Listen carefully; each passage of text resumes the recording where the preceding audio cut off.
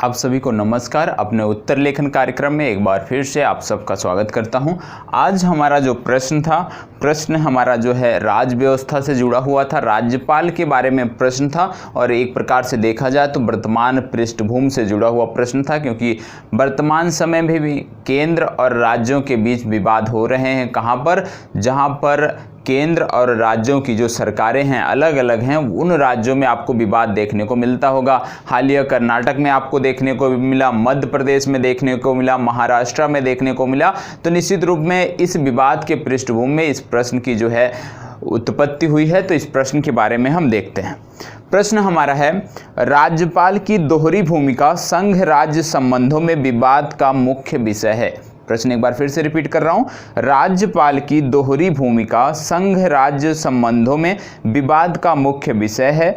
इस संदर्भ में राज्यपाल के पद के संवैधानिक गरिमा को पुनः स्थापित करने के लिए क्या उपाय किए जाने चाहिए। प्रश्न कह रहा है कि वर्तमान समय में केंद्र और राज्य संबंधों में जो विवाद का प्रमुख कारण है वो राज्यपाल ही हैं। राज्यपाल के कारण ही जो है इनकी जो दोहरी भूमिका है उसी के कारण ही लगातार विवाद बढ़ रहे हैं। तो इस विवाद के निदान के लिए, इसके समाधान के लिए क्या कदम उठाए जाने चाहिए, हमें उसकी बात करनी थी। तो सबसे पहले इस प्रश्न में आपको बताना था कि किस प्रकार से, बहुत कम लोगों ने लिखा है अभी तक, जितने लोगों का भी मैंने उत्तर देखा टेलीग्राम ग्रुप पर। और आपको बता दूं कि जो लोग हमारे टेलीग्राम ग्रुप से जुड़ना चाहते हैं, जहां पर आपके लिए उत्तर लेखन प्रतिदिन कराया जाता है, तो उसके लिए आप इस वीडियो के डिस्क्रिप्शन में लिंक पड़ी होगी, वहां से जाके ज्वाइन हो सकते हैं।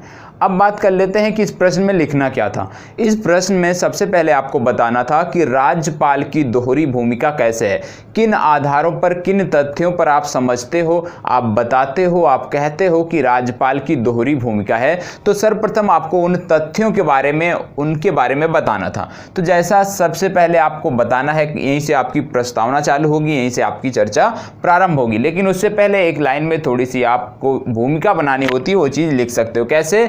कि आर्टिकल 153 के अंतर्गत प्रत्येक राज्य का एक राज्यपाल होना चाहिए। ऐसी चर्चा कहाँ की गई है? भारतीय संविधान में की गई है। अब बात आती है कि राज्यपाल के बारे में और क्या लिखा जा सकता है प्रस्तावना में। तो आप लिख सकते हो, राज्यपाल कार्यपालिका, विधायी, वित्तीय एवं न्यायिक शक्तियों से संपन्न होता है। जैसा कि राष्ट्रपति को शक्तियां दी जाती हैं, कार्यपालिका शक्तियां होती हैं, विधायी शक्तियां होती हैं, वित्तीय शक्तियां होती हैं, न्यायिक शक्तियां राष्ट्रपति के पास होती हैं, उसी तरह से राज्यपाल के पास भी ये सारी शक्तियां होती हैं।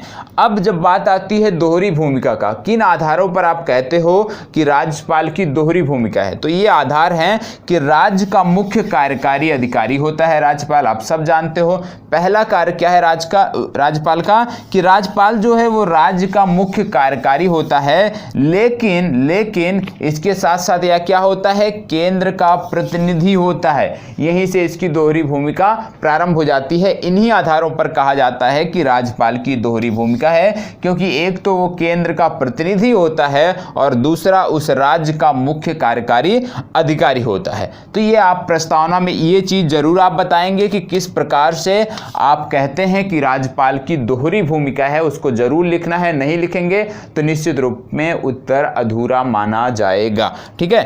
अब आप जानते हैं कि आगे क्या हुआ है। आगे आप सब जानते हैं 7वें संविधान संशोधन अधिनियम 1956 के द्वारा क्या किया गया कि एक ही व्यक्ति को अलग अलग राज्यों में, मतलब एक ही व्यक्ति को 2 या 2 से अधिक राज्यों के राज्यपाल के रूप में नियुक्त किया जाता है। किसके माध्यम से? 7वें संविधान संशोधन अधिनियम जो 1956 में लाया गया था। इससे पहले प्रत्येक राज्य का एक राज्यपाल होता था, लेकिन इसके बाद से एक ही राज्यपाल 2 से अधिक राज्यों का भी कार्यभार देख सकता है। अब आपकी प्रस्तावना समाप्त हुई। अब आप आओगे अपने उत्तर के मुख्य भाग में, और आपके उत्तर का मुख्य भाग कहां से प्रारंभ होता है कि विवाद का कारण क्या है।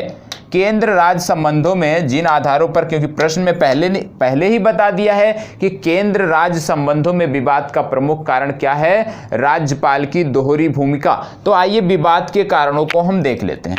जो विवाद का कारण है, आप देखते हो क्या कि जैसे ही केंद्र में सत्ता का परिवर्तन होता है, उसी के साथ ही बिना कारण बताए राज्यपालों को बदल दिया जाता है, पद से हटा दिया जाता है। और ये लगातार चलती आई, एक प्रकार से बोल दें कि परंपरा चलती आई है कि जो भी केंद्र सरकार होती है वो अपने अनुसार राज्यपालों की नियुक्ति करती है। पहले वाले जो राज्यपाल रहते हैं बिना कार्यकाल पूरे हुए, जैसे आप जानते हैं 5 वर्ष की बात की गई है, लेकिन 5 वर्ष चाहे पूरा हो ना पूरा हो, उससे पहले ही केंद्र सरकार जब चाहे राज्यपालों को हटा सकती है। तो एक पहला विवाद का कारण ये है। और हटाती क्यों है? हटाती इसीलिए है कि जो आप इस समय देख रहे हो, कर्नाटका में आपने देखा, इसके बाद आपने मध्य प्रदेश में देखा, महाराष्ट्र में देखा, तो किस प्रकार से जो राज्यपाल होते हैं, अभी आगे उसकी विकल्प की चर्चा किया है मैंने, तो वहां पे भी देखते हैं। दूसरा क्या है कि राज्यपाल के हस्तांतरण का मतलब इनके ट्रांसफर का कोई जो है प्रावधान संविधान में नहीं है। फिर भी कई बार देखा जाता है कि उनको पद से तो नहीं हटाया जाता, लेकिन उनके राज्य बदल दिए जाते हैं, उनके प्रभार बदल दिए जाते हैं, ये भी देखने को मिलता है। और आप एक सबसे बड़ा देखते हैं, हम क्या कारण देखते हैं विवाद का, कि जो राज्यपाल बनाए जाते हैं, जो भी राज्यपाल आप वर्तमान समय में देख लीजिए, आप मध्य प्रदेश की बात करते हैं तो मध्य प्रदेश के राज्यपाल की देख लीजिए, पूर्व में वो कहाँ पे सक्रिय थे, उत्तर प्रदेश में सक्रिय थे। तो ऐसे किसी का उदाहरण लेना अच्छी बात नहीं है, नाम लेना तो उचित नहीं है, लेकिन फिर भी देखते हैं। इसमें क्या होता है कि जो अवकाश प्राप्त लोग होते हैं, मतलब जो राजनीति से अलविदा कह देते हैं, राजनीति से सक्रिय, राजनीति से बाहर चले जाते हैं, या ज़्यादातर ऐसे लोग होते हैं जो प्रत्यक्ष निर्वाचन में चुनाव जीत ही नहीं पाते, मतलब प्रत्यक्ष निर्वाचन में जो हार का सामना करते हैं, लेकिन उनकी उस पार्टी में पद, और जो उनका पद रहता है, बड़ा पद मिला होता है, उनकी प्रतिष्ठा एक अलग रहती है।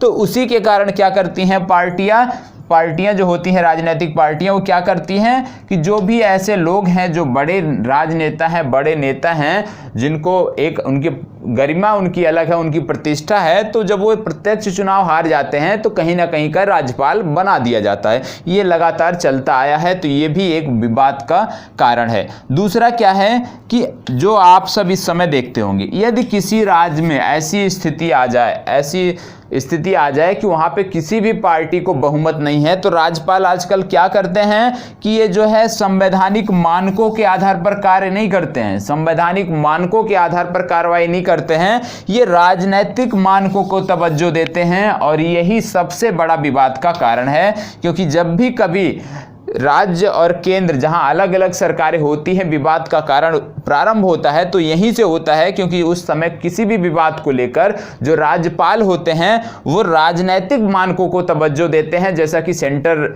जो केंद्र सरकार जो उनको नियुक्त की रहती है उसी के अनुसार, उसी की परिपाटी पर चलते हैं। तो एक प्रमुख विवाद का कारण ये है कि संवैधानिक मानकों के आधार पर कार्य नहीं किया जाता, बल्कि राजनैतिक मानकों को तवज्जो दी जाती है। इसके बाद क्या है कि आप जानते हैं कि पूर्व में जब कभी भी राष्ट्रपति शासन का प्रयोग हुआ है, किसी भी राज्य विशेष में राष्ट्रपति शासन लगा है पूर्व में, तो वहां देखने को मिला कि बहुत सारी अनियमितताएं हुई हैं, बहुत सारा एक प्रकार से देखा जाए तो गलत तरीके से वहां पे कार्य किया गया है, शोषण हुआ है जो अन्य राजनीतिक पार्टियां होती हैं।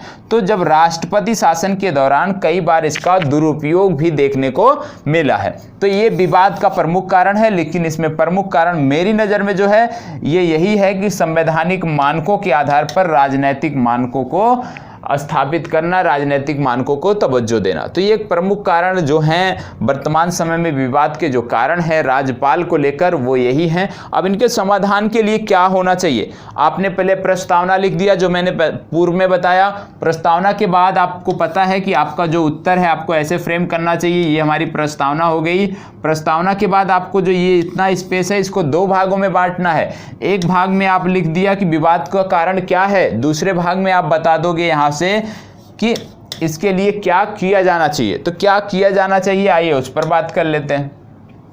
क्या होना चाहिए? तो आप जानते हैं कि राज्यपाल की नियुक्ति के लिए निश्चित तौर पर एक पृथक नियुक्ति या चयन समिति होना चाहिए, मंडल होना चाहिए, जो स्वच्छ छवि के लोगों को या राष्ट्रीय ख्याति प्राप्त लोगों को तवज्जो दे और उनको वरीयता दे। राष्ट्रीय ख्याति प्राप्त और स्वच्छ छवि के लोगों को इसमें जाने का मौका मिले। दूसरा क्या हो सकता है इसमें कि समाचार पत्रों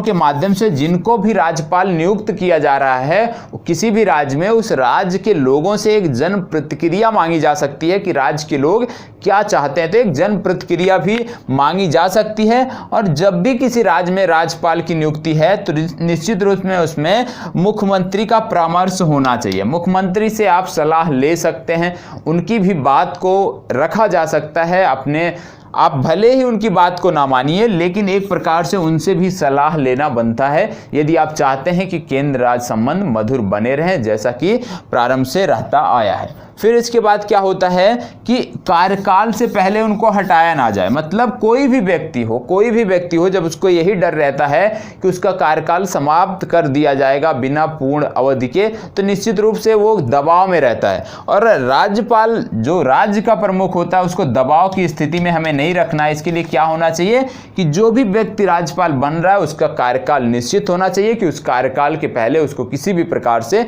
हटाया ना जाए। हालांकि यदि कोई भ्रष्टाचार का आरोप या यदि इस तरह का कोई अन्य आरोप लगता है तो यदि उच्च न्यायालय या उच्चतम न्यायालय द्वारा आरोप सिद्ध होते हैं तभी इनको हटाया जाए। मतलब आरोप पुष्टि के बाद ही इनको हटाया जाए तो निश्चित रूप से इस विवाद को समाप्त किया जा सकता है और बेहतर समन्वय के साथ राज्य और केंद्र मिलकर विकास के कार्यक्रमों को आगे बढ़ा सकते हैं। तो अपनी तरफ से पूरा प्रयास किया है कि आप सबको एक बेहतर उत्तर कैसे लिखना है उसके बारे में बताने का। आज के लिए इतना ही, कल फिर मिलेंगे। कल हमारी क्या टर्म है, हमारा राज्य व्यवस्था हो गया, अर्थव्यवस्था के प्रश्नों के साथ मिलेंगे। तब तक के लिए इसी प्रकार हमारे साथ बने रहें। मैं बार बार कहता हूं यदि पसंद आए तो प्लीज़ लाइक शेयर और कमेंट अवश्य करें। धन्यवाद।